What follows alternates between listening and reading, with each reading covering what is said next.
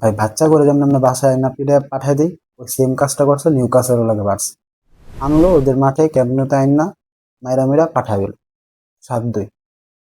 এক উইকেটে কত, 8-3। মানে আনলো, মানে কাউরে গুণা নেই, কথা হলো না। শুরুতে অবশ্য ফার্স্ট হাফ ভালো খেলছে, কিন্তু ভাই মানে লেমনডস্কি খেলতেছে নয়, 2টা গোল ঢুকাই দিছে লিটারেলি। মানে কেমনে কেমনে গোল বাইর করে লেতেছে, ঠিক আছে।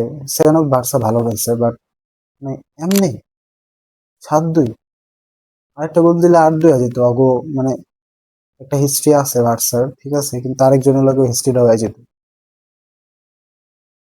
তাই ইউরোপে এখন আপাতত টপ 3টা টিমের মধ্যে আছে বার্সা, যারা এত আউটস্কোর করতেছে, এত গোল দিতেছে, ঠিক আছে।